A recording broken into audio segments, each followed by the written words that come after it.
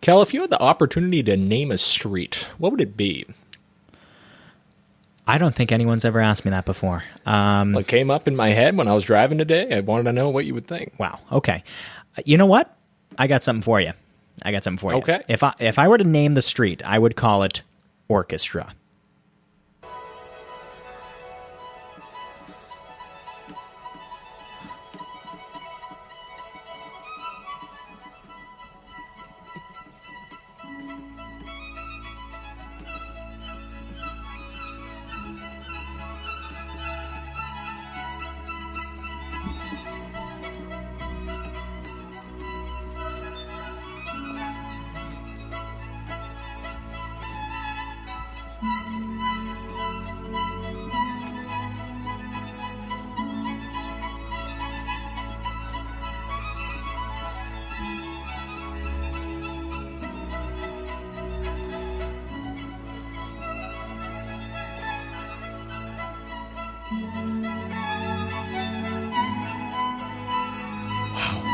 You're taking that. Oh my god. This guy's a madman. Look at him go. Folks, if you don't have video on this, Keith is playing the violin here. It's incredible. It's something I've never seen before. He's a man on a mission. He's a guy who's just so passionate about his craft, about his art. What is he doing? He's a man. Oh my god.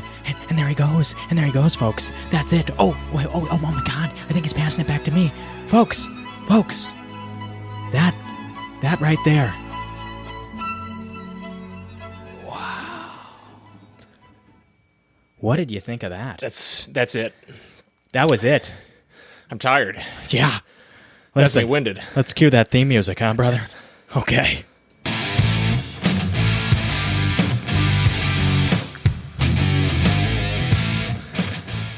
Ladies and gentlemen, welcome back to Kel's Cuts. This is the podcast where we talk about, well, movies.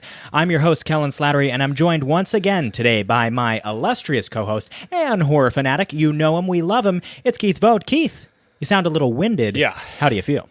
Pretty winded from that cold open. Yes. No one tells you how draining it can be to play an invisible violin. Yeah. Yeah, it gets you. Conducting it, it got me a little winded too. Yeah. Gonna be quick here, feeling like a kangaroo, ready to jump around, ready to hop, ready to go. Wow, that was great. All right. God, they're always so good. I gotta catch my breath, man. Yeah, Jeez. you go on and catch that. I'll explain the show. Guys, if you've been with us before, you know how it works. I'm sweating. But if it's your first time joining us, first off, we start off with the box office breakdown. The B.O.B. Ooh, the B.O.B. After the box office breakdown, we get into a Boomer Bust movie news segment. Keith, you got something? I was just going to say, we love you, Bobby Ray. Oh, B.O.B. Bobby Ray. So after we talk about the B.O.B. Bobby Ray, the box office breakdown, we get into the Boom or Bust movie news segment. That is, if we like a story, we're feeling it, we think it gives us, things of positivity in the positive realm, we give it a reaction of... Boom. That's right. But if it's something that brings on feelings of sadness, despair, all sorts of negative types of emotions, we give it a reaction of... You're a busty fool. That is right. After that, we go through our cuts or our highlight of the week. And this week, it's going to be fun, right? It's going to be a little bit different, Keith. We are going to do a little bit of television talk, I believe. Yeah. Talk about some TV. Very excited for that. Excited. A little bit different for us. We're usually a movie show, but we feature some television every now and then. Yeah, you got to shout out all these great TV shows that are a lot of good stuff. Nowadays. A lot of good stuff. Most, really nowadays there is a problem in movies where the middle range budget films aren't being made, because those movies used to make all of their revenue on physical media sales. Nowadays, we don't really have that. We just have streaming. So a lot of that content, that middle range, very, you could say character-driven, very script-oriented drama is going to television, is going to streaming. And that's where we're seeing a lot of that booming. So like he said, it's important to shout out the creators in all realms, not just movies. Yeah, you said it perfectly there, brother. Right. I think some of the best entertainment nowadays is on TV. Would you say that this is a golden age of television? The golden age of television? What would you say? In our lifetime, it's certainly one of the brighter spots. It's definitely... Can you think of a stronger one? You can at least say it's a golden age, but you can also debate that it's the golden age in television. Yeah. There's a lot on there. If we're going back to like the mid-2000s, Breaking Bad. Yeah, and then before that, you had Sopranos. I was going to say Sopranos. Yep. I mean, Breaking Bad after that. Then when Game of Thrones started, what, in 2010s, early 2010s it started, maybe? 2010? Yeah, around there. Maybe even before then a little bit. Yeah. So it's certainly a golden age, But that's where we're seeing a lot of really good content. Yeah, 100%. Yeah. I mean, specifically HBO, you just always shouted out Game of Thrones. Always HBO. Yeah. No, right? Oh, jeez, so good. Doing it, yeah. Shout out to new Last of Us season coming out. That's and then right, White Lotus also taking over the world right now. Yes, and the Penguin, that was, had some Emmy wins. That's right. Penguin there, DC getting involved there, DC Studios. Yeah. I heard the twist ending to the Penguin is something else. See, I never finished the show. I saw a couple episodes, and it's really good. I just never finished it, but it's really good, Yeah, really he won the Emmy. He won for that. He won the Emmy. Colin, man. So good. He's completely unrecognizable. I know. Yeah, it's great. So good. Yeah, so that's how we're going to do our cuts this week. We're going to highlight some television, but after that, don't forget about it. We always keep it up here. It is a lot of people's favorite segment of the show. People write in, they send me a text, they say, "Oh my God, I love the BSOTD." That is the bold statement of the day. It's your hopes, your dreams, your thoughts, your feelings, your aspirations, all of it packed up into one in a tight little bow. It's a present. It's a gift. We have it for you. Do I know what I'm going to say? Absolutely not. Does Keith know what he's going to say? No. We'll figure it out as we get there. Usually mine come up during the show. You'll say something, and then I'll go, "Oh, that's the best I've ever." And then I'll go, "You know what? That's actually going to be my bold statement." That's how it happened last week when I said that Avatar 2 was better than Avatar 1. Yep. Yeah. They just come naturally. Yeah, you've done that a few times now on the show. Yeah. It's good. Hey, when the conversation flows like that, and then you can just come up with an idea like that. Can't argue it. Yeah. It's great. It's the best. So that's our show. We're going to do a box office breakdown. We're going to do the boom or bust movie news segment. We're going to do our cuts or a highlight of the week featuring some television, and then our bold statement of the day, the BSOTD. So, without any further ado, my friend, it's time for the box office breakdown. The B.O.B., baby. Here we go. B-O-B. Let's go, everybody. Okay. So, Keith, this is for the weekend of March 14th to March 16th. This is the 11th weekend of the year. We're going to start off at number 5. Keith, I just told you a little bit about this pre-show. It's Ketchup Entertainment as the distributor. We have a Looney Tunes movie. It is The Day the Earth Blew Up, bringing in $3.1 million. The Day the Earth Blew Up. Keith, it's at the top 5 spot here, in the number 5 spot. It's Ketchup Entertainment. It's a Looney Tunes movie. Did you even know that this was out? I did not. I vaguely knew about this. I was looking at Showtimes the other day, and I saw that it was in theaters, and I gotta say, I just thought to myself, wow, there's a Looney Tunes movie. Yeah. That's very exciting. I mean, this is one of the most iconic cartoons of all time. Everyone loves Looney Tunes. Yep. So to watch them bring it back, distributed by Ketchup Entertainment, yes. I mean, that is huge, man. Yeah. I saw the film. I went and I saw it. How was it, brother? It was great. Yeah? It was great. It was classic 2D animation style. Really funny. Super funny. Really? Daffy Duck and Porky Pig. I liked the storyline. It was engaging. A lot of visual gags. The thing that they can do in 2D animation so well is play with the physics. That is why Looney Tunes always works so well, is because you're playing with physics. It's this manipulation of the realm of reality mixed with the imagination and these zany, wacky characters that you can see a little bit of humanity in every now and then. And they just did that excellently well here. They played with physics. They had some fun while they were doing it. I thought it was charming. I thought it was cute. I really enjoyed the film. It brought in $3 million, and I'm glad I got to see it in the theaters. Goddamn. You got me going. You really got me going. I got to go out there and see it. It's good. It's a good movie. Keith, it's Daffy Duck. Everybody loves Looney Tunes. I love them. Who's your favorite Looney Tune? Oh, man. Mine's Bugs Bunny, without a doubt. I was probably going to say Bugs, but since you went Bugs... Yeah. Where you going? I'm going to go Roadrunner, man. Oh! Like how fast he is. Yeah. Nobody can catch him. The Coyote's always trying to chase him, right? He's always trying to get him. Can never get him. Yeah, he can never get the Roadrunner. He's too quick. He's always got like TNT. You know, that's why we're talking about the physics. Yeah. Guy's got TNT in the middle of the desert just trying to blow him up. I know. It's like absurd. It's great. Wild. Yeah. He's the Wile E. Coyote. Honestly, wild when you think about it. Well, that's what's so awesome about it. The Roadrunner has the TNT, right? Or is it the Coyote? Oh my God, I can't even remember. Is the Coyote with the TNT trying to blow up the Roadrunner because he's too fast to catch him? I believe that is usually what happens. Man, wow, what a crazy concept. A Coyote trying to blow up a Roadrunner with TNT. Dynamite. That's so Looney good. Tunes for you, baby. Let's go. They're awful loony. That's great. Hey. That's a tagline right there. There we go. Should we get one of these in there? Or? Usually I don't like when you add the sound, the laugh track. Did but you like that? For that one, I enjoyed it. Oh, good. I'm glad. Okay, so Keith, that's The Day the Earth Blew Up. That's a Looney Tunes movie by Ketchup Entertainment, bringing in $3.1 million. Next, we've got It's Captain America, Brave New World. It's at the number 4 spot. I'm surprised it's still hanging around in the top 5. Well, listen, Keith. I'm very surprised. It went from number 2 to number 4, dropped 2 spots. It brought in $5.6 million with a 32% decrease. That's for Disney. Keith, Captain America Brave New World is holding $390 million worldwide. You know, it didn't make a lot of money. We've covered the movie ad nauseum. What more can you say? Yeah. I'm simple. I will say I'm still surprised to see it in the top 5. Yeah, that's a boom. Yeah, I mean it was close it was close to not being in there. It really was. Yeah, it just wasn't a big weekend overall at the box office. No, that's probably a big reason why it's still in the top 5. Yeah. So Keith, after that we've got number 3. It's Mickey 17. It's Bong Joon-ho's follow-up to the Best Picture-winning Parasite. It's Mickey 17. It's starring Robert Pattinson as a man who is on his 17th life. He's an expendable employee. The movie brought in $7.4 million with a 60.9% decrease. Good God. A 60% decrease from Mickey 17. Just fell right off a cliff. Wow. Boy, did it ever. Dropping from the number 1 to the number 3 spot. Mickey 17 worldwide right now has $92 million. The movie cost over $100 to make. Dude. It didn't just fall off a cliff. It face planted into the ground. Yeah, it did. Yeah, it did. Man. But Keith, if I'm pitching you the film, Mickey 17, it's Bong Joon-ho. You've got Robert Pattinson. You've got Mark Ruffalo. You've got Toni Collette. Big drop.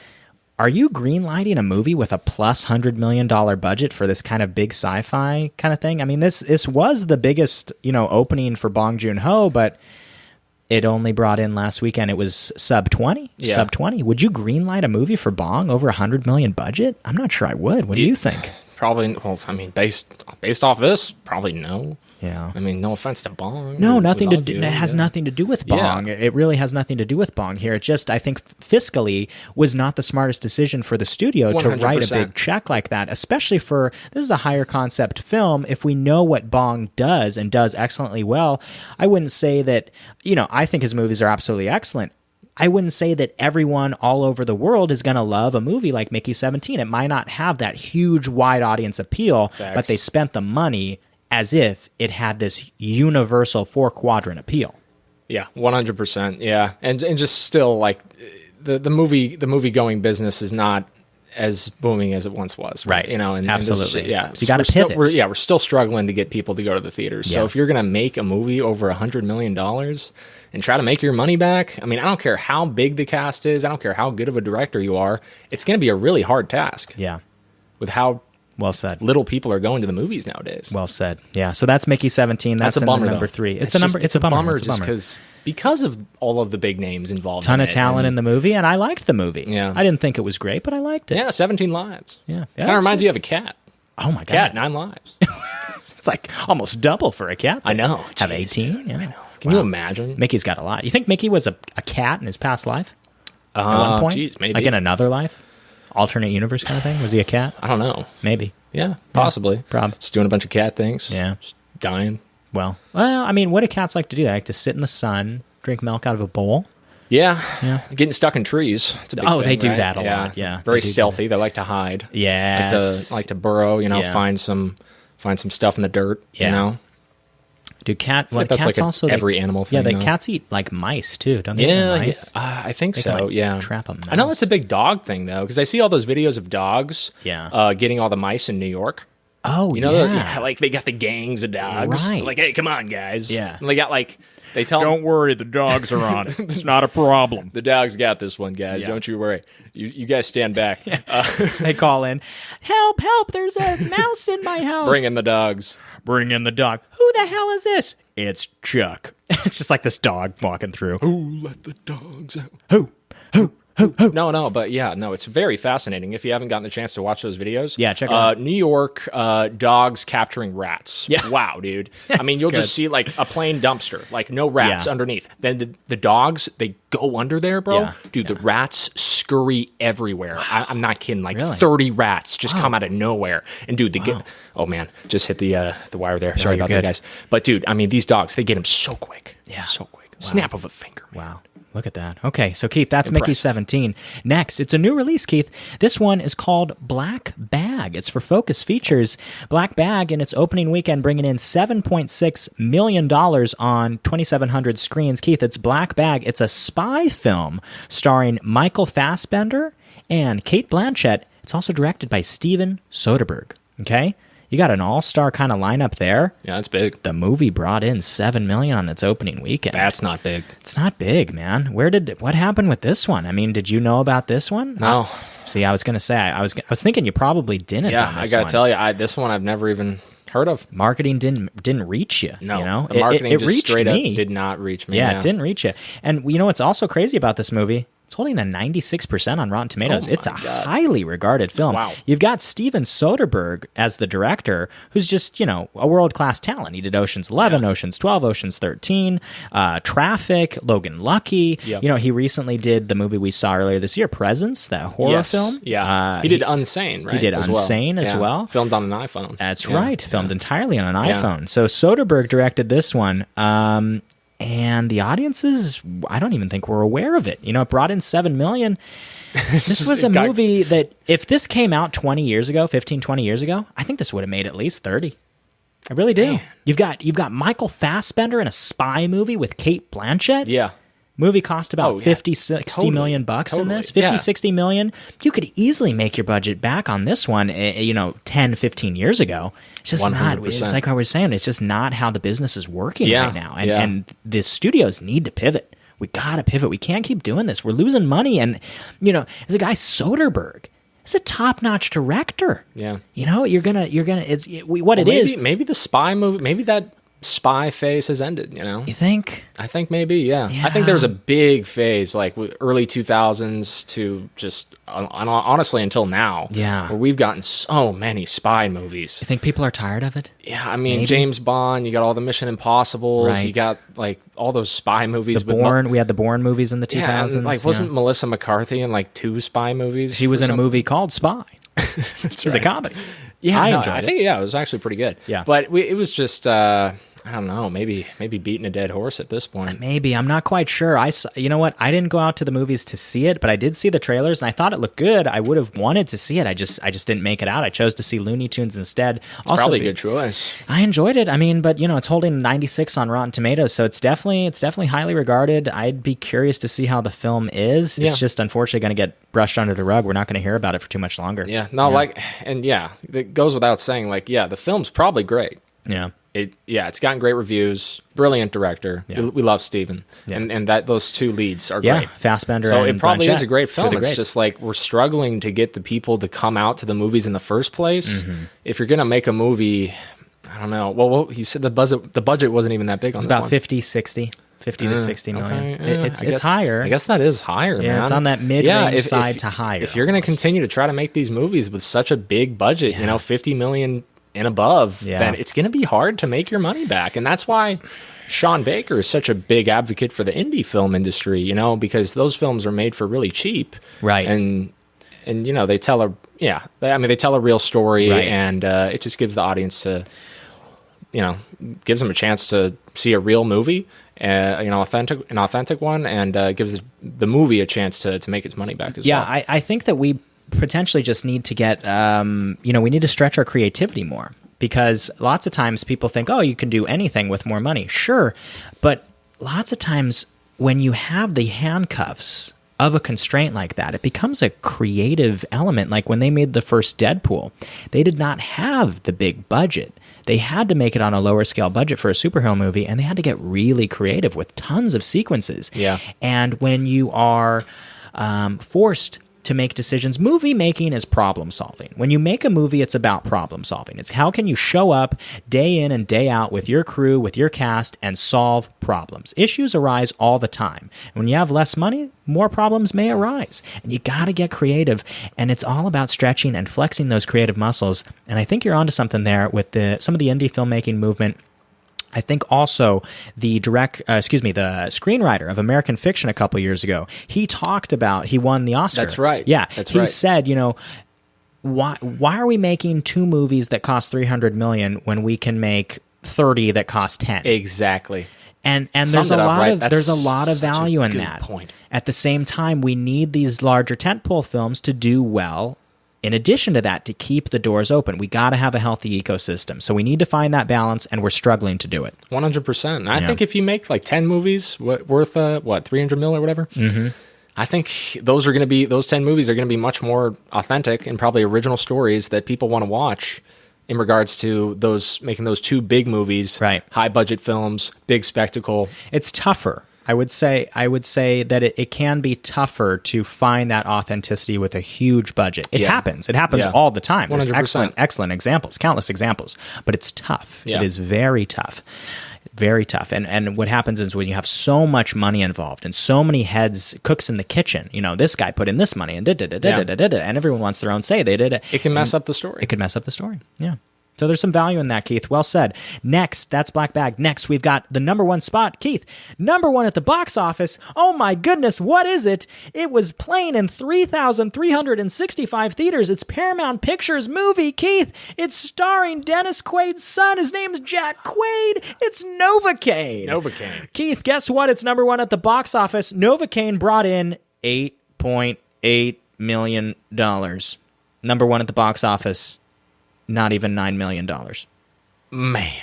And this was its opening weekend? This was its opening weekend. That's a disappointment. It's number one. What happened at the theaters this weekend to where we're only seeing the number one movie didn't even make $9 million? Number one movie made $8 million? 8.8. What are we doing? Guys, we got to get to the theater. We got to get out there. No one's going to the theaters, I know. man. At least this week. It's a real disappointment. It's a disappointment. Dude, for how much marketing there was for this film. Oh my God. You'd walk out of your apartment and you'd see a Novocaine everywhere. ad. Your neighbor would be wearing a Novocaine shirt, and you'd walk to the bus stop and see a poster. You head to the theater. For some reason, they showed the trailer twice for the movie you saw. I don't know why. You watch the NBA game, there's another trailer. Yeah. It was everywhere. Jack Quaid went to a Clippers game to market the film. He did. I saw that. Yeah. Every time the camera panned on him, he was more beat up than the last time. That's good marketing. It was actually really funny and really good marketing. Yeah. And by the time the game was over, he was just like, you could barely see his face because he was all patched up. The dude had like a black eye. He had like a neck brace now. Like, he had like a broken arm. It was great. He had crutches. Awesome. But yeah, dude, so much marketing for this film, and you're only bringing in $8 million? Come on, Sub man. 8.8. That's disappointing. It You would is. at least want it to break 15. Yeah. Oh, for sure. At least, man. And not even get half of that, that's really disappointing. And to still lead the box office, it's like, what is going on? We got so many problems here. So, Keith, I'll give you that top five again, right? Okay, we've got... Gotta get out there to the movies, man. And I'm a victim as well. You're guilty. I'm guilty. Yeah, I was there this weekend. Where were you? Yeah. I wasn't there. Yeah. I wasn't there. It shows. I'm sorry. It shows in the numbers. It probably does. Yeah, bummer. Okay, Keith, it's the top five. I'll give it to you again. We've got number 5, The Day the Earth Blew Up. It's a Looney Tunes movie, bringing in $3 million. We've got number 4, Captain America, Brave New World, bringing in $5.6 million. Number 3, it's Mickey 17, bringing in $7.4 million. Number 2, it's Black Bag, the spy film with Michael Fassbender, Cate Blanchett, directed by Steven Soderbergh, bringing in $7.6 million. And number 1, it's Jack Quaid, starring in Novocaine, bringing in $8.8 million for Paramount Pictures. That's our top 5, Keith. Biggest storyline for me, where were the people? Why weren't we at the theater? Yeah. I don't know. They weren't attracted to it. Like you said, Novocaine got enough marketing. Black Bag did not. Looney Tunes did not. Mickey 17, 60% decrease. Captain America struggling its way. What the hell happened, Keith? What's your big takeaway with that top 5? I don't know. Is everyone just at home getting fat and eating ice cream or something like that? I don't know. That's what it sounds like, man. Where are the people? Or Did everyone I guess disappear? doing better things with their time. I don't know. No, yeah, they could be. Yeah, probably. They could be like, wakeboarding or something like that. Yeah. Spending family time, talking to the kids. But why didn't they take the kids to see Looney Tunes and talk about the film? And you can still have a fun day wakeboarding and then finish the day with a great film. That's right. That's what makes a fun day. That's right. We need a balance. Okay. So where were the people? I don't know. We're trying to figure it out. Maybe you've got some answers. Let us know. Next, Keith. I don't. I'm still trying to solve this one. Yeah, me too. God. It doesn't compute. It doesn't equate. Yeah. What's the math here? What's going on? Should we go like full detective on this one? I mean, we tried to. Keith, this upcoming week, we've got a big release. We've got Snow White. We do? Oh, we do. Snow White comes out this Friday. Yes. Okay? Is that going to bring people in? I hope so. I hope so, It's too. tracking to make about 50 to 60. It stars Rachel Ziegler, Gal Gadot. It's directed by Mark Webb. All right. Okay? We've got Rachel Ziegler from West Side Story, from the yeah. Hunger Games movie, Gal Gadot as famously Wonder Woman, and we've got Mark Webb at the helm. He did 500 Days of Summer, as well as the Andrew Garfield Spider-Man movies, Gifted with Chris Evans. You know, you've got some talent in there. You've got a lineup. Oh, yeah. 500 Days of Summer, one of the best rom-coms out there. Might have found my bold statement of the day. Oh, come on. What? Jeez. I mean, I love that movie just as much as you. Okay, so I can't make a bold statement Okay, about it? fine. Who told you about the movie, All right, Keith? okay. Who told you about the film? You did. Years ago. You did. Yeah. I said, okay. watch this. That's You said, fair. okay. And I loved it. So do And I. I said thank you. Boom. That's a handshake right there, folks. It's a handshake. We That's just a shook each handshake. other's hand. We just shook. Felt a hand. good. Felt it. Yeah. Oh, get a little touch really in there. good. Yeah, I like that. Human contact. Jeez. Oh, it's good Wow. stuff. What's your love language? Dutch? Dutch? Yeah. Is it just I think it is. give you a little touch? I think it is. Jeez. Yeah. You feel that love? Yeah. Yeah. Okay, good. Hugs brighten my day. All right. Hey, Yeah. love is in the air. All right, love Let's it. go. Love it, baby. So, Keith, next, that's our BOB. That's the box office breakdown. Next, we've got our boom or bust. It's the movie news segment, Keith. We're going to go over some stories. We're going to talk about it. We're going to give you some reactions of boom or bust. Boom Without busty. any further ado, the Hollywood Reporter's got a big story for us. Keith! Holly B. Oh, man, did this one make me smile. Oh, this geez. made me really happy, Oh. my friend. I know what it is. Keith, Conan O'Brien is set to return as the Oscars host in 2026. In a statement, he said, why is he going to be back for hosting? Well, the only reason I'm hosting the Oscars next year is that I want to hear Adrian Brody finish his speech. So good. Who better to say it than Conan? That was really great. Yeah. I mean, Keith, this is a boom. So witty, so good. Yeah, this is a boom. Gotta love that. Dude. I think Conan did a great job, man. I think he really did. Conan O'Brien hosted the Oscars. It generated, some rave reviews here. Hollywood Reporter is saying it attracted a 5-year high in both total viewers of adults 18 to 49. And ranked as the number one primetime entertainment telecast in both total viewers and adults for the 2024 to 2025 season. It also generated 104.2 million total social interactions, ranking as the number one most socialized TV program season to date, outperforming both the Grammys and the Super Bowl. Grammys with 102.2 million, and the Super Bowl with 62.4 million for the first time. So, That's big, man. Conan's bringing in some numbers. He did a great job hosting. Very funny, very witty, self-referential humor. I thought, when he would say, again, and 5-time Oscar viewer, Conan. Those so jokes good. were really funny. That was like his first joke, bro. It was, Please yeah. welcome 4-time Oscar viewer. Yeah, and then So even, at this point, the halfway point of the show, this is now when Kendrick Lamar usually comes out and calls Drake a pedophile. Oh, don't worry, I have lawyers. Just like So good, no dude. better than Conan to say all So this kind good, of bro. stuff. So good. Hilarious.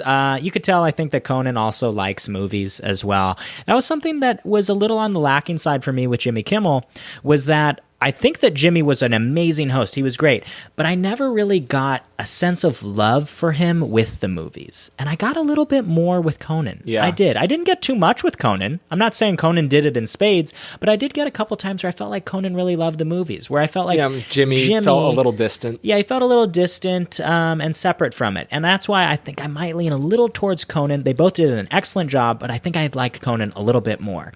Keith, I give you all that. I give you the numbers. Conan hosting the Oscars next year. Is that a boom? Is that a bust? Massive boom. Yeah, big boom for me. I thought Conan did as good as he possibly could have. Yeah. Yeah. And I you obviously have a lot to live up to when you're hosting the Oscars. Oh my God. It's the biggest stage there is, arguably. I mean, you could definitely argue that. Stresses me out. Oscars bigger stage than Grammys. I guess that's debatable. And then, I mean, yeah. Look, it's definitely one of the biggest stages out there. So yeah, and for Conan for this to be his first time offered to host, I mean, that's a big thing. Yeah, and he's hosted basically every other event there is, but this is the biggest one for him, and I thought he knocked it out of the park. And I think everyone agreed, or for the majority of part, I guess. Yes. And I think a lot of people would love for him to come back, man. I thought he created a very relaxed and funny silly feel to it, just where you could relax and laugh. Yeah. And there's nothing better than when you're seeing Conan do anything, that's his vibe. Yeah. He wants you to be relaxed, and just kick back and just laugh. Yeah, you know? you did really feel like you were in good hands, and same thing with Jimmy before too. You know, Jimmy, For sure. you felt like you were in good hands. I guess Conan, it just felt a little more natural. I agree.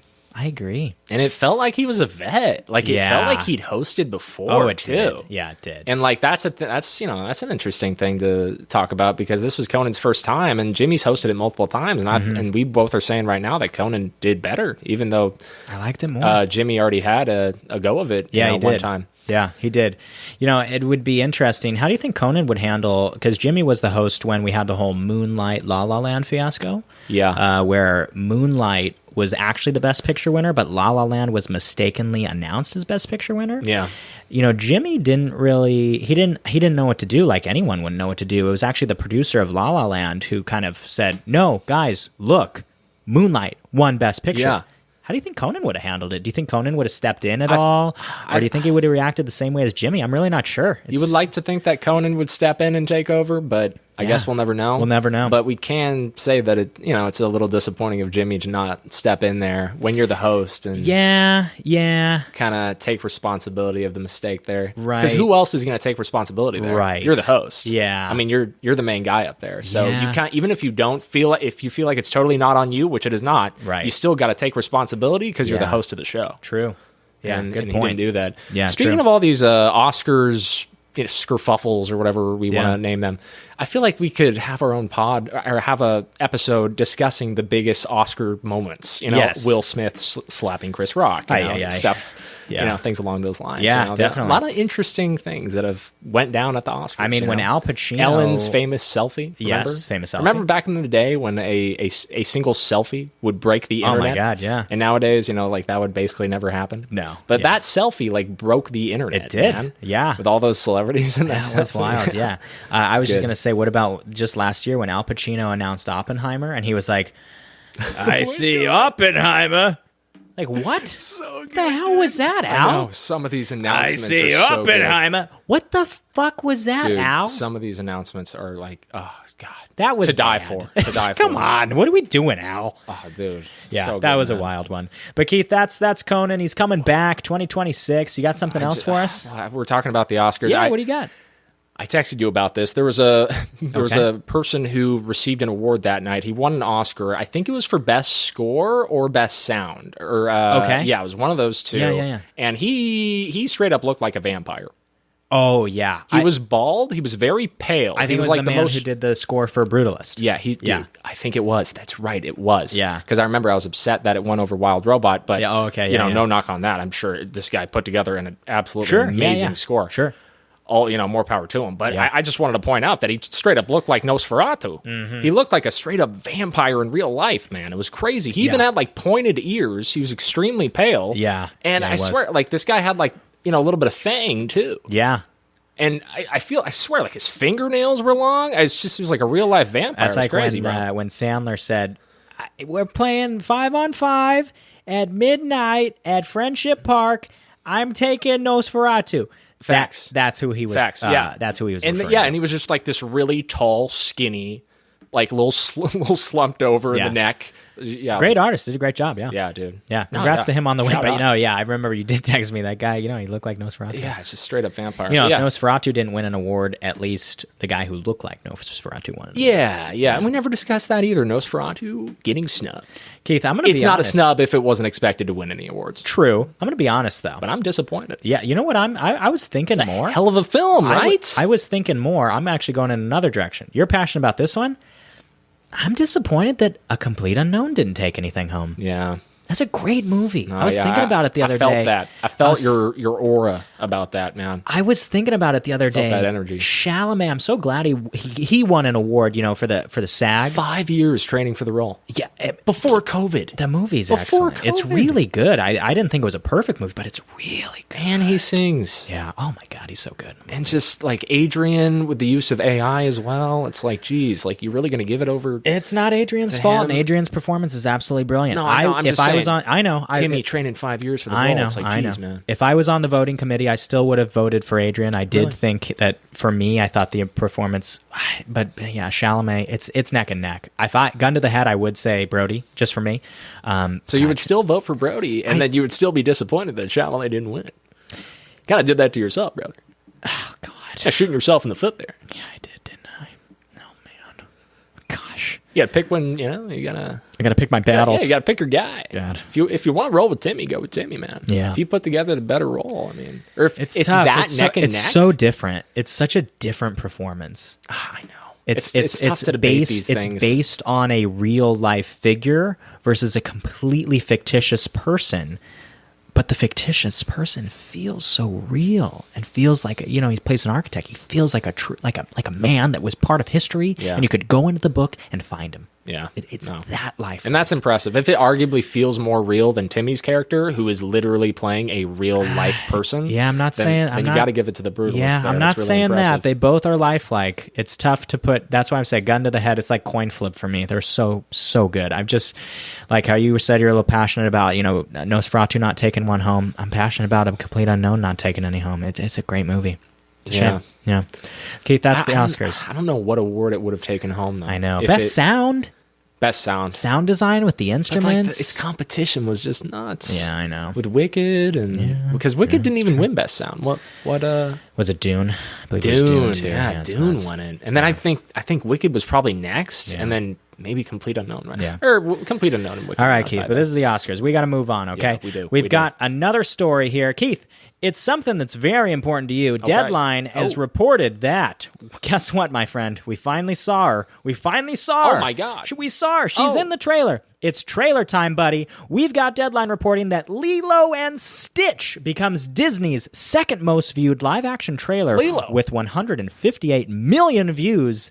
It's Lilo and Stitch. It's live action. It's coming out very soon, actually in May. Yeah. Memorial Day is coming. Big time stuff. Lilo and Stitch, the live action movie trailer is out. The trailer is a boom. The movie looks good. It looks cute. It looks charming. It looks fun. They did a really nice job casting, doing the casting of Lilo, as well as the family, as well as the supporting characters, and the effects look great. Yeah. Stitch on the surfboard, Stitch spraying her with the water. The movie looks charming. It looks so fun. cute, right? I'm there, man. What do you think? Boom or bust? Yeah, boom for me. I mean, Lilo and Stitch, one of the most, well-known Disney movies out there, man. Yeah. I mean, everyone loves Stitch. Yeah. What a guy. Yeah, he sells tickets, man. Well, he's not a guy. He's a little thing. He's a little green guy. Or he's a little blue guy. Little blue guy. Yeah, a little blue guy. alien. Yeah. That's what Stitch is. We love a little blue alien. Yeah. Shout out to all the little blue aliens out there. Little blue guy. We're always wreaking havoc. Yeah. But very loving at the same time. Yes. And they feel like a new addition to the family. Yes. Maybe kind of in the form Ohana of family.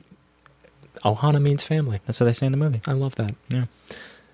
Do you think he's the form of like a kind of a mixture, like human hybrid pet kind of deal? Yeah. He kind of is. Well, they say he's like a dog sort of thing. But he has human qualities. Yes. I mean, he can speak, for God's sake. Yeah, but what does he say? He says, he speaks a little bit. yeah, he goes, give it up. What was that great line in the original? Yeah, in the original God, one. I don't remember. I'm going to be honest. I don't know if I've seen all of the original. Oh, my God. No, I have, but I was like, I saw it at the time. I'd have to revisit How does Stitch... Oh, yeah, it's like that. My family. Yeah. Yes. This is my family. That's pretty good. That was good. I sound like I'm about a keel over. No, yeah, you sounded good. You sounded good, man. That was good. Keith, that's Lilo and Stitch. Yeah. The movie looks good. We're both there. Yeah, as simple as that. Yeah, I'm there too. Yeah, it looks great. It's great that they're bringing this back. Finally, we saw Lilo. Jeez, yeah, about time. I know. You had a famous rant on the previous podcast episode. When are we getting Lilo? Where you went off. Yeah, you we got really pissed. Yeah, we got a bunch of trailers. Yeah. We got a bunch of teaser trailers of Lilo and Stitch. We haven't seen Lilo yet. Yeah, what's why up are you with just that? showing Stitch and not Lilo? We need. saw her now. You can't just show one. We got to have both. Saw her now. It's two peas in a pod here. Yeah. We got Lilo. It's great stuff. Big time stuff. Yeah. Big time Rush. Great band. Boom. Boom. Let's go. Okay. Next, Keith. It's Deadline once again. Keith, it's the trailer for Brad Pitt's F1. F1, baby. F1, directed by Joseph Kosinski, who did the Top Gun Maverick. Yes. It's Brad Pitt starring in F1. It also has Javier Bardem, and boy, does he look good in the film.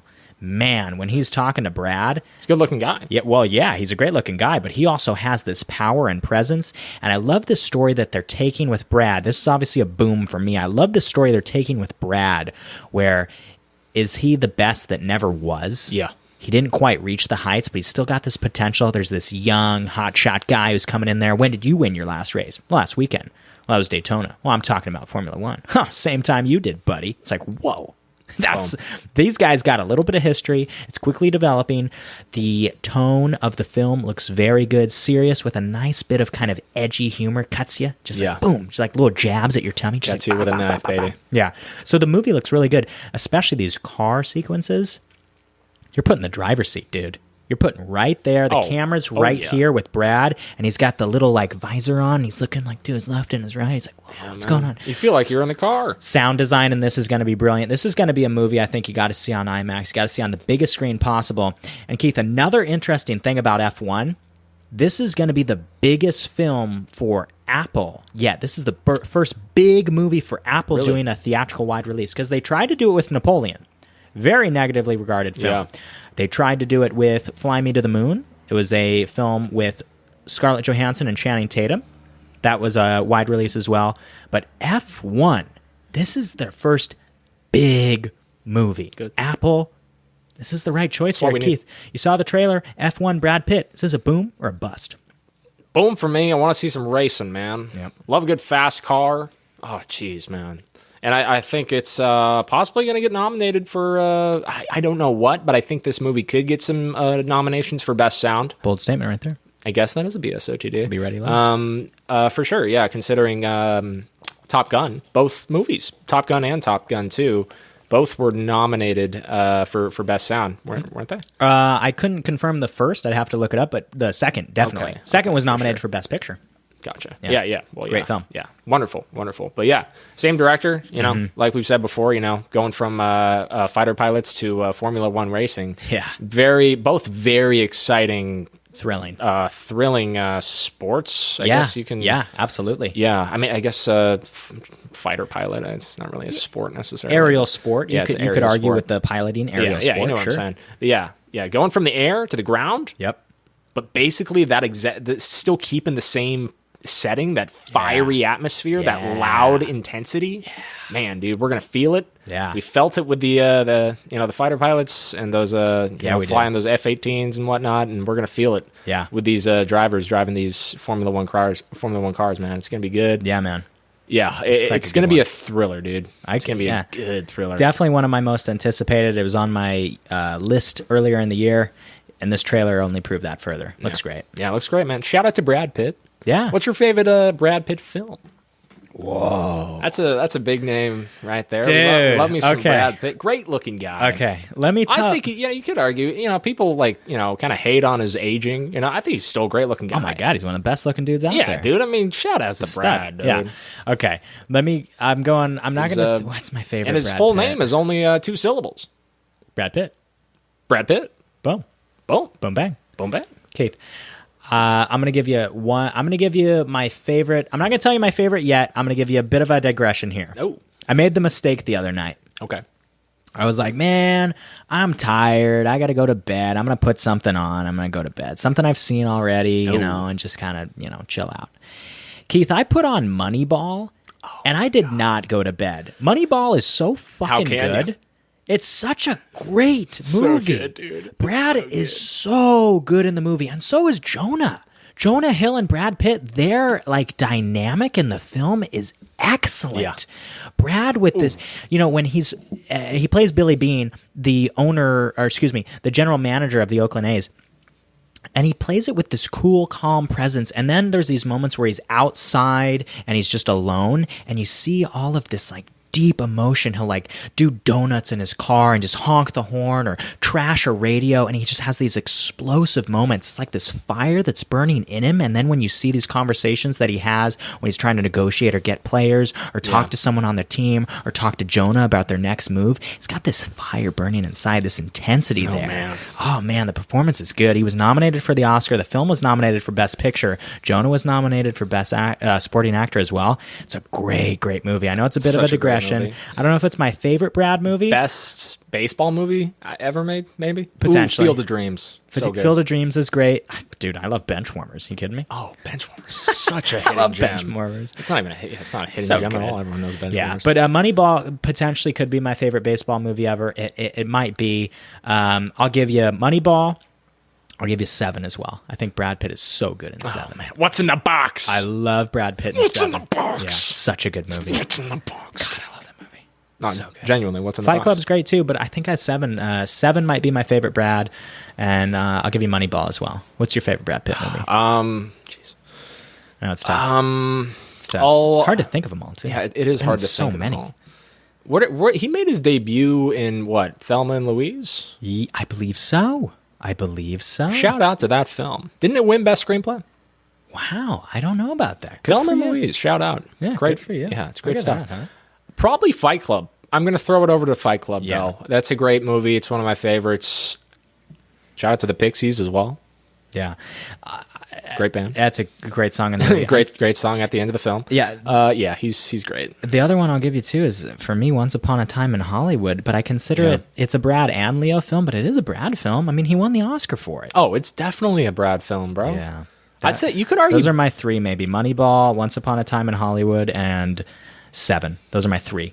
My favorite Brad Pitt movies. Those are my 3. That's a good. Yeah, no, Those are locked. That's a great top. That's 3. locked in. That's a great top 3. Yeah, that's locked Yeah. in. Hey, shout out to 12 Years a Slave too. He's in that. Plays a He little is side small role. role, and Yeah. he's one of the main producers of the film. Is he really? Yeah. Oh, you gotta so love that. technically, it's a win for Brad Pitt, an Oscar win, because he was a producer on the film. And Wow. 12 Years a Slave won Best Picture. So technically, he's got an Oscar under his Wow. belt. Jeez. Well, he's got 2 then, because Once Upon a Time in Hollywood for the acting, and then 12 Years a Slave for producing. God, what a guy, dude. Yeah. Mr. and Mrs. Smith.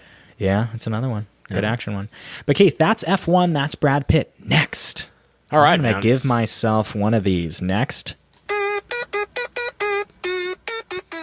Let's go. Guess what? Let's go, baby. Happy Gilmore 2 trailer has come out. Oh, Adam wow. Sandler returns to the world of golf in the Netflix sequel. The trailer looks awesome. It looks awesome. It looks so good. Looks good, man. Man, Happy Gilmore, this is a huge boom. Adam looks great in the role.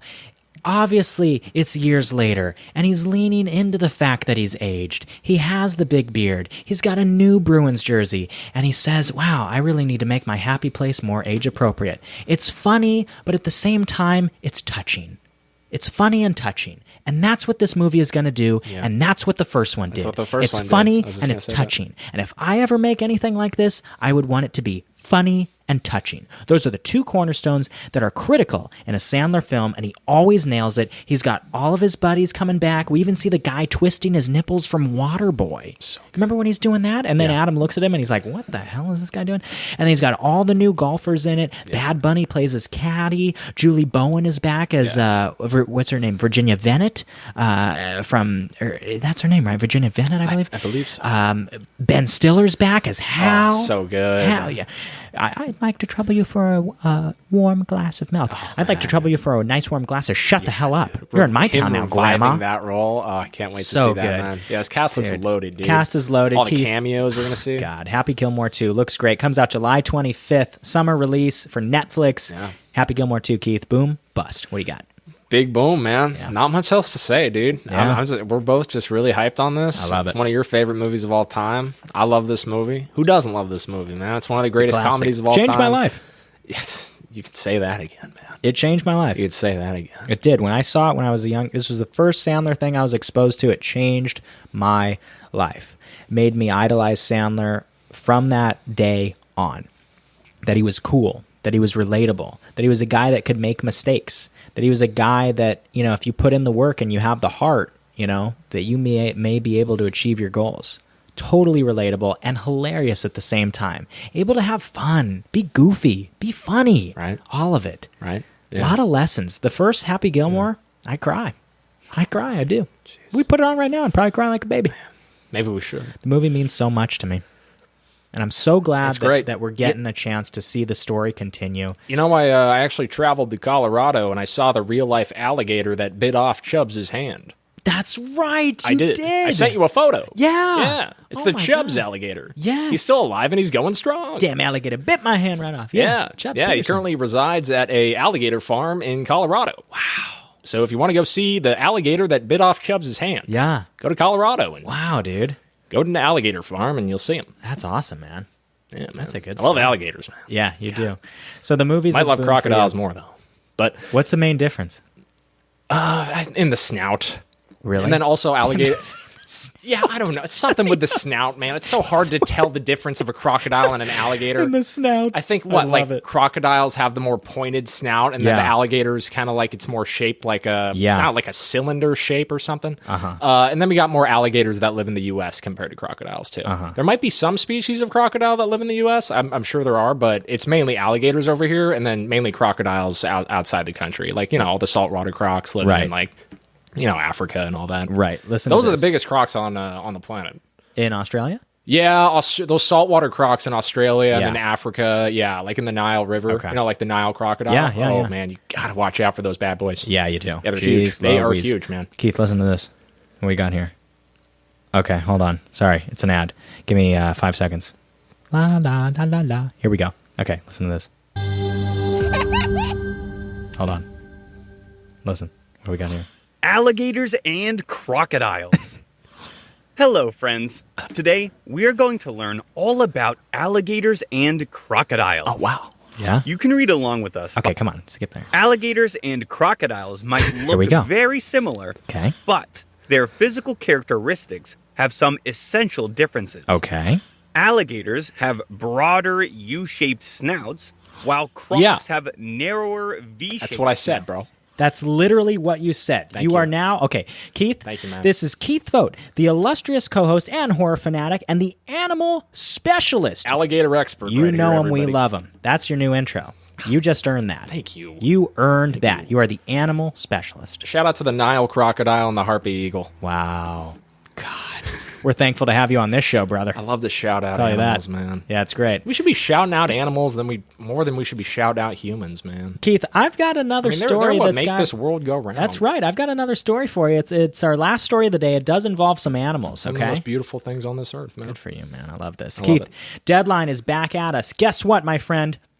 There's a movie. Oh. I told you about it pre-show. Don't get me going. There's a Warner Brothers movie. It was called Coyote versus Acme. That's right. It's a Looney Tunes film Speaking of starring animals. Will Forte, mixing live action and animation. Will Forte alongside Wile E. Coyote. This movie was made, but Warner Brothers shelved the film. It was shelved. Explain it to him, baby. So Warner Brothers made Coyote versus Acme. They completed the entire film. Everyone was wanting it to come out. They thought it was going to go to streaming. No one knew. Then they shelved it. They said, nope, we're not going to release it. Shelved. And everyone said, what the hell? Not cool. Will Forte said, what's going on? I hope people get to see this. WTF. What is going on? What the hell? What the hell? This is not okay. 2 days ago, I want to see a coyote. there was a fan outside of Warner Brothers dressed up as Wile E. Coyote with a sign that said, release me. He's getting the movement. Release me. He's getting the Trying to movement create going. the movement that a Coyote and Acme movie could come out. It's there. It's Trying to finished. start the It's riots. close.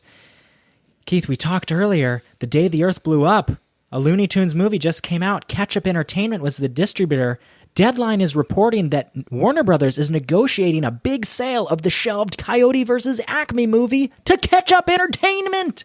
They're coming. Ketchup Entertainment is coming for us. They're coming for everyone. They're coming to help. We've got Coyote versus Acme potentially going to see the light of day. Will Forte? Keith, we got a boom or a bust. That's amazing.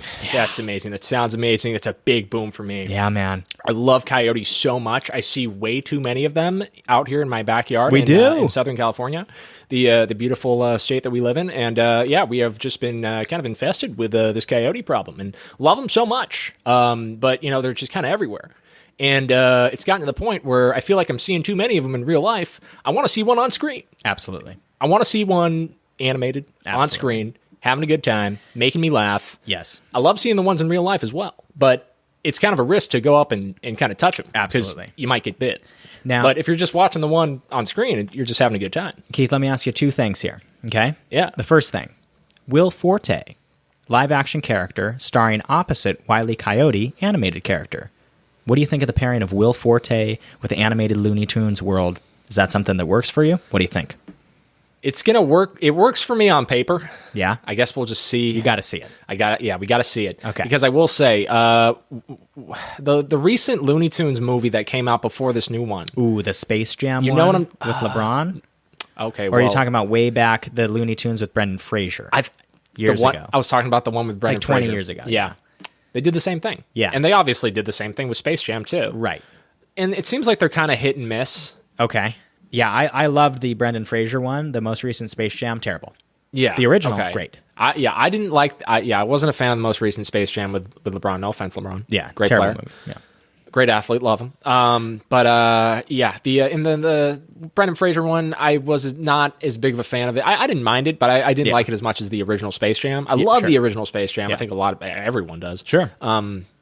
But yeah, I will say not all of that dynamic has hit for me. So Right. I'm curious to see if it will hit. But I love Will Forte so much. I think if it is going to hit at all, you got to have a really funny lead to carry it. Yes. And no one better than Will Forte, man. Yeah. SNL alum. Yep. I mean, one of the funniest guys out there. Yeah, MacGruber. One of the funniest guys out there. Yeah, created on SNL as an original SNL skit. So, Keith, also, in addition to that, the movie is going to cost around $50 million for Ketchup to buy it. If they do get it for $50 million, they're going to try and push it out for a theatrical release in 2026. As they should. As they should, man. On that alone, it's a big boom for me. They're trying to put it in theaters, man. Yeah, that's big. That's big, man. And I don't You think... were pumped on this, man. You were telling me about this before the pod. I man. was really excited. Yeah, when you read this news, you're really excited. I think that $50 million on something like this, it's not proven. It's not proven that we can make it back. Sure. I think with the right marketing, I think you can do it. Yeah. I think buying this for 50, I think with the right plan, you can do it. It is a hefty price tag. I'd be much more comfortable with 20. I think you can do it. If you can make a Smurfs movie, and if a Smurfs movie can make like 30 to 40 million opening weekend, this should be able to do. Why couldn't you do it? If you can somehow capture the SNL audience that wants to support Forte, yes. If you can somehow capture the audience that loved Looney Tunes when they were kids, that's an older audience. If you can somehow capture an audience that loves Roadrunner now, that loves that dynamic, that loves cartoons, you're able to start to get a 4-quadrant film. And if you fire on all cylinders, if the movie's great, and if you can market it right, I would do it. I would do the $50 million. Okay. It's a big if. It's a lot of money. Okay. Yeah. But I think there's the potential there. There's enough with Forte. There's enough there SNL audience. There's enough there with the, Wile E. Coyote, Looney Tune dynamic from some older audiences. And there's enough that you can pitch to kids too. I think there's enough. We'll see. I think so too, man. We'll see. It's a boom. Yeah. They just got to put it together. We'll see if they can put it together, man. We'll see. I'm excited for this, and I'm so excited that the movie isn't going to remain on the shelf. Potentially. Yeah. It still might. The deal's not done, but the potential that we're going to see a movie like this. Warner Brothers has done this with some other films as well, including the Batgirl film. Yes. They fully finished a Batgirl film. Yeah, you were telling me about this. Yes, so Batgirl, they fully finished the movie. It even had Brendan Fraser, who is in it, coming off of his Oscar win for The Whale, directed by the two guys who did the most recent Bad Boys film. So very action-oriented directors. The movie got fully shelved. Warner Brothers had no confidence and faith in the project. It's just sitting there. It even has Michael Keaton's Batman in it. It's got some heavy kind of hitter stuff in it, but they're not confident in the film. Who knows if it's good or not? It's just a bummer when things get shelved like this. Yeah. It's just a bummer when you put in all that work. You make a whole damn movie, and you're not going to put it out for people to watch. Man. Yeah. And it could be, there's tax purposes as well. They can use productions like this as a tax write-off, but I don't think that's really what happened. Yeah, I don't think that's what happened. Yeah, and you were just really bummed about that. You were telling me that. So the fact that Ketchup Entertainment bought the rights to Day the Earth Blew Up. Yeah, and then potentially Coyote versus Acme. Yeah, potentially Coyote as well. Yeah, it's got really hyped, man. It's really got me excited. Because Ketchup Entertainment coming out of nowhere. Yeah, because it's a bummer when they shelve these films, man. Yeah. We want to see them. Yeah. Good, man. Bad, whatever. I mean, let's see it. Come on. Yeah. Let's do it. Bring it to me, baby. Yeah. Bring it to me on a silver platter. I want to feel loony. Please and thank you. Okay. So, Keith, that's our boom or bust movie news segment. Next, we've got our cuts or our highlight of the week. This week, my friend, we're just going to be doing a quick little shout out, just talk a little bit about some television that we're watching. Okay. Keith, I'm going to start here. Okay. Television that I'm super into right now. Yes. It's Apple TV. Also, Apple TV quietly becoming possibly the second greatest television production company behind HBO. HBO. That's my show, baby. I don't think it's crazy to say that at all. Everything that Apple TV puts out on television, there's a chance it's going to be great or excellent. Coda. Best Picture winner. Well, yeah, Boom. absolutely. But I'm we're talking about shows. I'm talking television. Yeah, we're talking about television. shows. Movies, yes. Coda, yes. I agree, absolutely. But They shows, got a lot of good shows on there. we're talking Ted Lasso. We're talking Shrinking. We're talking my show that I'm not going to say just yet. We're talking Silo. Silo. Silo's a great I've one. heard great things Yeah. about Silo. Yeah. They've got a new one coming with Seth Rogen. Okay, apologies, technical difficulties once again. That's 2 weeks in a row. But hey, we had the batteries this time, my friend. We had them ready. We're sorry, everybody. We don't mean for this to happen. This is we our fault. goofed. We goofed. It's on us. It's on us. We're accountable. We are. We're admitting the fault. Yeah, we take responsibility for our actions. Absolutely, yeah. But these things shouldn't happen. No, they on a regular basis. No. Hopefully it adds a little fun dynamic. Hopefully people are like, oh, there they go again. Yeah. Yeah. Maybe it could become our new thing. Just fucking up midway through. Oh, there we go. TD. Uh-oh. Technical difficulties. There you go again. Oh, boy. Yeah. Okay. So, Keith, we were talking about Apple TV and how they're quickly becoming a mainstay in television. They also did the morning show, with Jennifer Aniston and Billy Crudup and the Mark Duplass as well. I love Mark Duplass with a passion. Loot. They've got a ton of television, ton of Silo. You would like the Godzilla one, too, right? The Monarch, is it called? Or Oh, my God. Monarch? Yeah, they've got a ton of television. The new the Godzilla show that they did. Oh, what was it called? I think it was called Monarch. I think it was called Monarch something Monsters. Something subtitle, yeah. Monster this, monster that, something. Really great continuation of the new Godzilla franchise that we're getting. Yeah. I thought I wasn't a big fan of really any of the movies. I loved the show. Really? With Yeah. both Russells. Yeah. Both Kurt and Wyatt. And Wyatt, his son. Yeah. Very good. Yeah. Shout out. Great. So, Keith, I just wanted to shout out real quick what I'm watching, and probably my favorite thing on television right now, it's currently airing, Severance. Severance Season 2 is on Apple TV right now. The finale airs this Friday. It's going to be 76 minutes long. Yeah. Ooh, longest man. episode yet. Ben Stiller directing this, co-creating with Dan Erickson, who is the showrunner and created the show, starring Adam Scott. We've got Zach Cherry, Britt Lower, Tremal Tillman, John Turturro, Christopher Walken, Patricia Arquette. Keith, Severance is excellent. And I think one of the main pieces that makes it so good is intrigue. Geez. It's the questions and the intrigue. Every time 100%. you watch an episode of Severance, you are left with questions, but not in a way where you're going, I don't know if they're going to figure this out. You feel like Ben and Dan Erickson, they're holding you, and they're like, don't worry, buddy. I have you. We'll figure it out. Yeah, these questions are purposeful, and you're thinking the right things. And it makes you think. Yeah, you're thinking, what the hell is going on this whole damn time? Yes. I know I'm probably going to find out, when the season ends, but seriously, what the hell is going on? You get these little breadcrumb answers throughout the show. They give you just enough. It's so specific and so detail-oriented.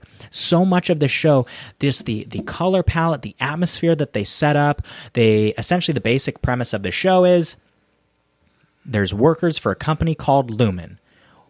When you work at Lumen, you travel through an elevator that separates your personal life from your work life. It severs your memories between the two. Yeah. When you're at work, you only know work. When you're at home, you only know home. You know that you work for Lumen, but you don't know what you do. And there's a great relatability to that as There well. is. I mean, this, that's basically monotonous work. That's, and like, honestly, kind of all of us every single day, Yeah, right? an If you're doing aspect of one way or another, right. You're doing the 9 to 5 office job, you really kind of have two lives that are kind of separately split. Yes.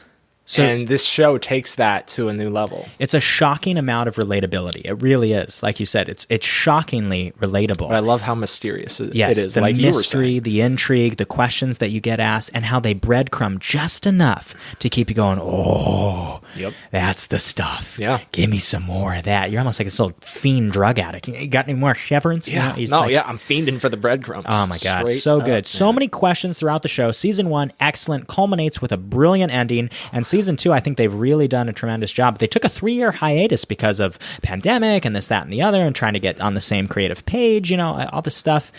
The show is building towards something. It all ends on Friday with a 76-minute episode. Can't wait to watch this. This is great. Adam Scott's got a brilliant performance. The directing has been just magnificent. Even when I don't know what the hell's going on, like I said, I am cupped and I'm held in Dan Erickson's You're so hand. invested. I'm like, man, are we okay? He's like, yeah, you're okay, buddy. Don't worry. And I'm like, okay, I'm ready. Let's go. And then we keep going. We keep watching it. Good good show. It's it's the TV show that we all love and we never knew we needed. Yeah, because it is that it's relatable. Such a because we all go to interesting work every premise. day, and a lot of us hate our jobs, and it's so separate from the work, from the our lives at home, and to truly actually have that severed like it is in the show, like I said, it just takes it to another level. And absolutely, you're trying to find out what does this company stand for? Yeah, kind of the whole time. What is the work that they're doing for? Yeah, and it's building. Yeah, you don't even know. You don't even know the work that they're doing for the company. Yeah, and if you take some of those things out of context, that shouldn't work. We're in season 2 where you work at a company and we don't know why they're doing the work. We're in season 2, out of context, you tell me that, I'd be like, what the hell? That sounds like a bunch of bullshit. Oh my God. Yeah, it works perfect. It works great. Intrigue, mystery. The overall aesthetic, it's just so good and so specific and so purposeful. Yeah. It's all so purposeful, building towards something. I have a feeling they're going to stick the landing. I've got no doubt in my mind they're going to stick the landing. I can't wait to see it. Yeah, just so many questions. Yeah, man. So why do they get severed? Why do they choose to get severed? Yes. And then what work are they doing at this company? Yeah, I've got some theories, but for people who haven't watched the show, I don't want to spoil what I think. Those are the big questions, but like you said, they throw in so many little breadcrumbs throughout the show to just keep you guessing the whole time. Mm-hmm. It's such a great mystery show. Yeah, it's great. Yeah. I think it's the best thing on television right now. Keith. It's a great one. You got me into it, man. You've got... Love Ben. It is the cuts, the highlight of the week. Okay? You're highlighting a television show that you really like that's on TV right now. You want to take it away? Give us what you're thinking. I will take it away. Okay, what do you got, shout out to HBO. They always have the best shows on there. Yes. I am going to shout out The White Lotus. I love that show with a passion. I love that show so much. That's my favorite show on television right now. Wow, I am binging that to a T. I just finished season 1. I'm halfway through season 2 right now. Okay. I know season 3 is ongoing as we're speaking. They just finished, I think, episode 5 of season 3 just came out. Cool. Really popular show right now. You got a lot of people talking about it. I love the dynamic of it. Just you got different White Lotus locations. They're like an extremely high class resort that rich people go on vacation to. And it takes you, you follow all of these different relationship dynamics. You follow about I'd say 4 to 6 different relationships in each season. And the relationship dynamics are so interesting, so intriguing, so entertaining, dramatic as hell. And you're on the edge of your seat the whole time. Just watching these relationships unfold, man. The good, the bad, the ugly. Yeah. It's a lot going on. And I just love the way the story's told. It's funny. It's dramatic. I thought it was going to be more dramatic than it is funny. Yeah. I didn't really expect it to be as funny as it actually is. A lot of humor. Dude, I laughed a lot in season 1. I think Jennifer Coolidge is so funny. Right. In the first season. She actually is the only returning, or one of the only returning characters in the second season. That's as well. what I was going to ask you. What I know about the show is that they don't return. Yeah, Is it new cast yeah. So each season it takes place at a different White Lotus. So the first season it takes place at a White Lotus in Hawaii, and in the second season it takes place at a White Lotus in Italy. Okay. And to hook you in right away, what the show does, it starts off with a murder. Oh. So boom. Oh, I didn't know like that. snap of a finger, you're hooked. Oh, wow. Okay. It starts off with the end of the vacation.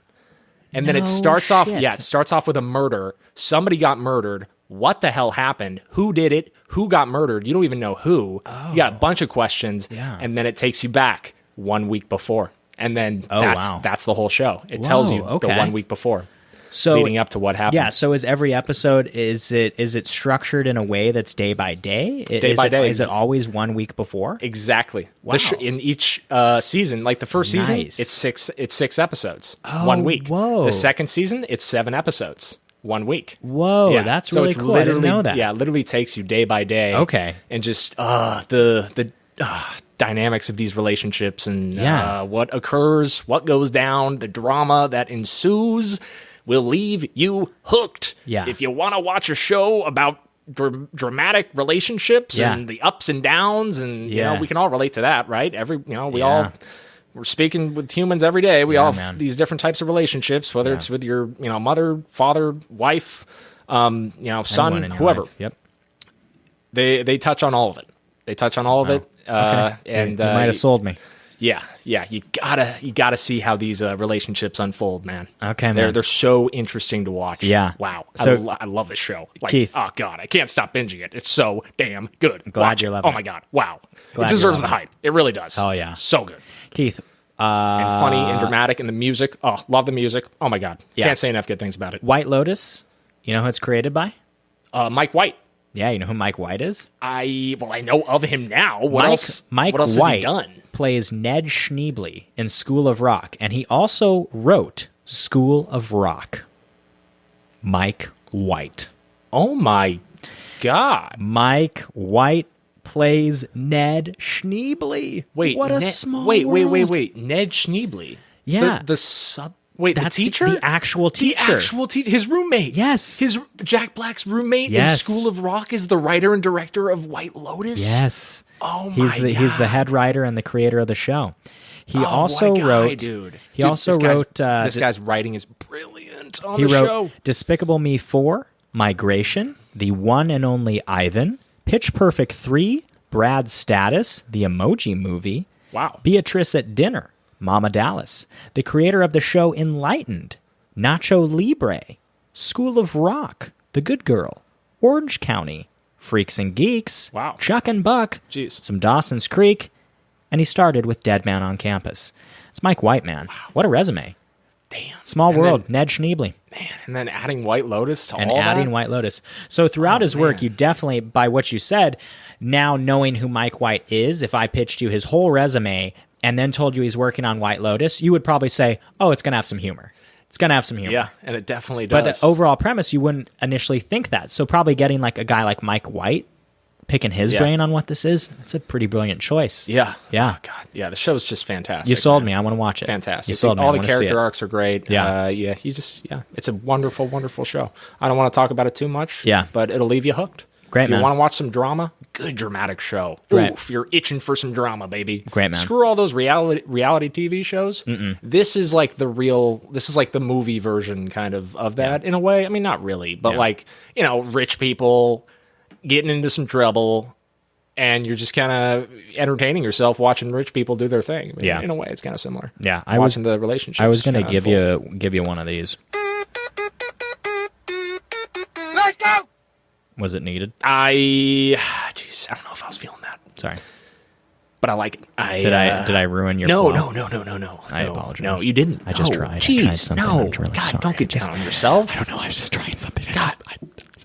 Pick yourself back up. Okay, man. Come here on. I am. Keith, We're doing a podcast. it's the here. cuts. That was our cuts. We highlighted Severance from Apple TV, and we highlighted The White Lotus from HBO. Two things that we think you should be watching on television right now. Yes. Next, and finally, we've got our BSOTD. It is the bold statement of the day. It's your hopes, your dreams, your thoughts, your feelings, your aspirations, all of it packed up in a bow. It's a tight little present. It's a gift. We have it for you. I've got two that I can go between. Keith, do you have any, or would you like me to take it away? Okay, I have one. Give it to me now. I see it on your lap. I want you to open it. Okay. Please. It's a present right there. What do you got? All right. Sorry, guys. Horror film. Another one. I Yep. apologize. The movie Creep is one of the most underrated horror movies of all time. I think Creep is man. absolutely magnificent. It is one of the movies that was made for like the smallest budget ever. I think there were 3 people working on the film in total. Like, I think it was the cameraman, and then there's 2 people who star in the film. There's literally 2 people. Yeah. One of them is Mark Duplass, who created the whole movie, and he wrote it. And I think he directed it too, right? Yeah. Let me look up that. And the other is the other character in the film.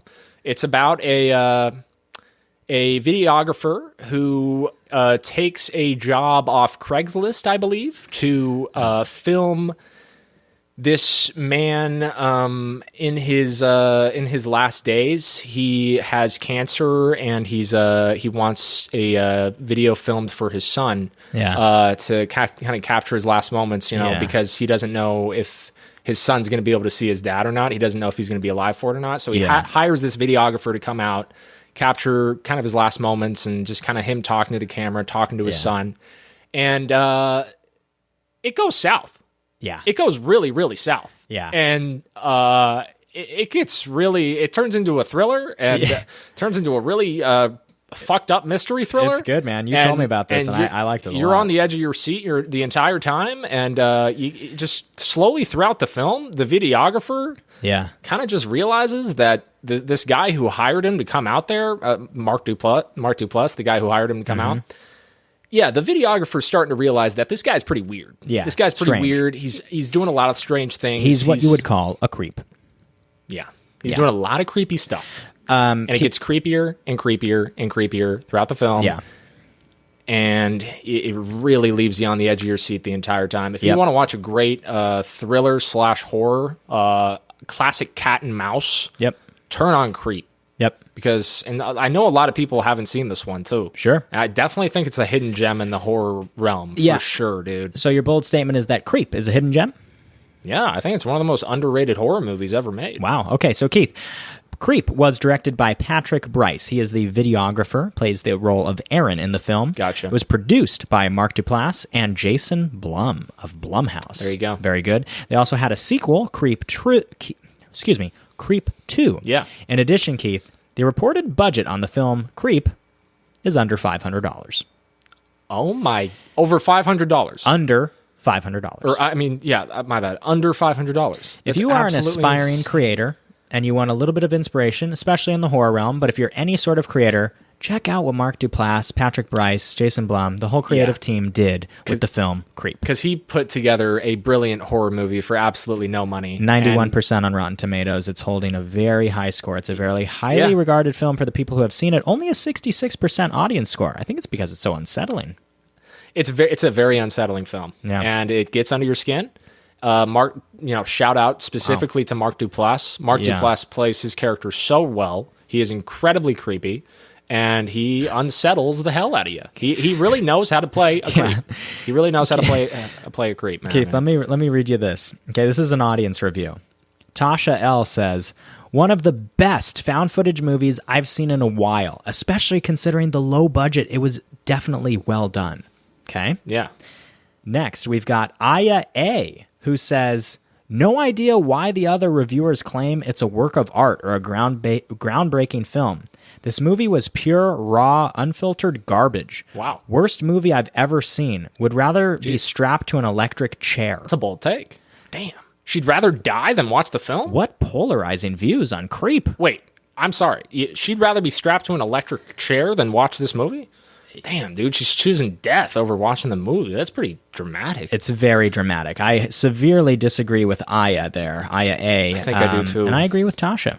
I would say it's one of the best found footage movies, especially for the modern age and era. 100%. Great performance. Yeah. Keith, that's Creep. That's your bold statement. You say it is one of the most underrated horror movies ever made and a hidden gem in the horror realm. That's your bold statement of the day, Keith. 90 minutes, cat and mouse, Boom. Super creepy, super unsettling. Easy watch. Nice. Edge of your seat. Thriller. Nice. Love it. Keith, I've got a fun one for you. It's my bold statement of the day. It's the BSOTD. My hopes, my dreams, my thoughts, my feelings, my aspirations, all of it packed up in a tight little bow. It's a present. It's a gift. I have it. Keith, guess what, my friend? School of Rock is one of the greatest movies ever made. It is one of my all-time favorites. Oh, yeah. It teaches you give it to me, baby. The power of rock and roll music, the power of self-expression, the power of teaching, the student-teacher relationship, how much a teacher can provide for their students, but most importantly, how much students can provide for their teacher. Mike White wrote the screenplay. It's Jack Black's best role of his career, and it always will be because it is a pitch-perfect performance.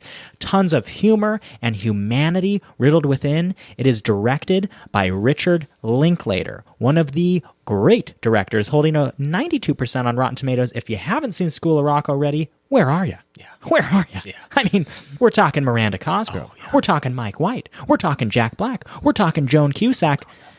It's an excellent film. One of my all-time favorites. It's School of Rock. I need to give myself one of these. Let's go! Let's go. Let's go, man. School of Rock, one of the best movies ever. One of my all-time favorites. Jack Black. Excellent, excellent film. Yeah, great comedy. One of the best comedies out there, hands down. At least made in the 2000s, man. I just, God, you could argue Jack Black's best film. It is. Without a doubt. Like, without a doubt, maybe. Keith, for me, I don't throw this out often. The movie's a 5 out of 5. Wow. It's a 5 out of 5. That's big. It's an absolute classic. It's a modern era classic. I'll go on for another bold statement. You want another one? Yeah. One of the greatest songs in a movie, like original song in a movie ever made, is Zach's song at the end of School of Rock. Baby, we were making straight A's. We were stuck in the dumb days. Don't take much to memorize your lies. Feel like I'm bending out. Yeah. That song is so good. And when the film culminates at the end and they play that song, I'm getting goosebumps right now as I'm talking about it, dude. It is so good. It's so well executed and done, the way it was shot, how everyone comes together. And there's this moment at the end of the movie where the father of, I believe his name's Lawrence, the keyboard player, his dad is talking to Zach, the lead guitar player. They're talking to each other. And Lawrence's father says, your son is very skilled. It's the first time they haven't been pushing the work of school, the assignments down their throat, and they were actually able to express themselves creatively and become better people. And he says, your son's very skilled. And Zach's dad says, thanks, so's yours. What a moment of pure humanity, proud parents, and they finally gave in to Jack Black's teaching and what rock and roll could teach us and what it's about, of self-expression. What a movie. What a song. You know what? I listen to Zach's song at the gym probably once a week. Wow. I blast that. On my way home, I'm probably going to blast that, man. It's a brilliant song. It's a brilliant film. One of my all-time favorites, School of Rock. That's my bold statement, my friend. Rock and roll, baby. God, love it. That is good. It's so good. I love that movie. Yeah, that's a great one. Excellent. Love Miranda Cosgrove. Yeah, Shout out, she's dude. funny in the film. Nickelodeon, man. What about another, quickly, last moment I'll talk about in the film. What about when the young singer, the young student singer, says that she's feeling uncomfortable and doesn't want to perform to Jack Black? And he says, why? What's going on? She's like, well, they'll make fun of me because of my weight. And she's like, you know who else has a weight? He's like, you know who else has a weight problem? This guy. That's so What? great. Really? Yeah, of course. But that doesn't change the fact that I love rock and roll. I can self-express myself. It doesn't change the fact anything about me. You know Aretha Franklin? Yeah.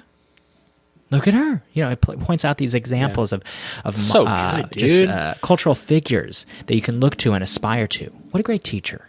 What a great character and a great teacher. That's Dewey Finn. Dewey Finn from School of Rock. So many lessons you can take away from that film, man. So good. God, dude.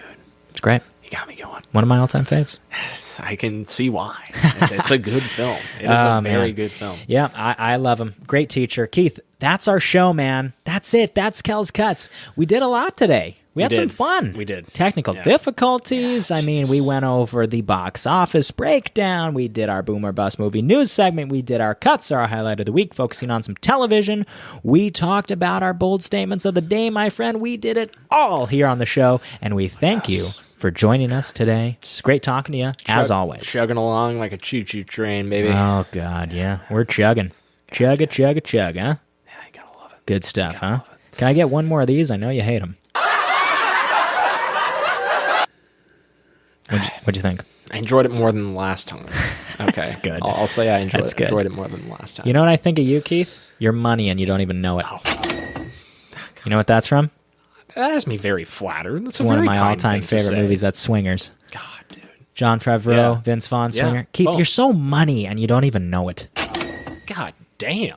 Jeez. That's what Vince Vaughn You says. better lay low, dude. You gotta stop. I'm You're flustered. so money and you don't even know I'm it. flustered with the flattery. Swingers, man. It's a great one. Wow, That's jeez. another one of my all-time favorites. Don't get me God, going now. Getting going now. Don't get me going now. Sheesh. Hey, did I tell We you I should went cut to Solving recently and I ate in the same booth that Paul Giamatti sat in Sideways? No way. Yeah. That's awesome, Yeah, it was dude. pretty cool, bro. That's really Yeah, cool. yeah, it was pretty neat. Nice. Yeah. Okay.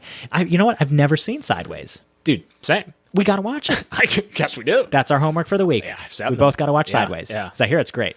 Yeah, no, There's a Didn't famous. it win Best Picture? No, No. Did he win? He won the Oscar for that. No, he's never won. Oh my god! I'm not sure if it. He was nominated for that. Let's check it out, my friend. Let's check it out on Sideways. It's a highly regarded film. It did win one Oscar. You are correct in that. Let's Okay. see what it won Oscar for. winning film. Screenplay.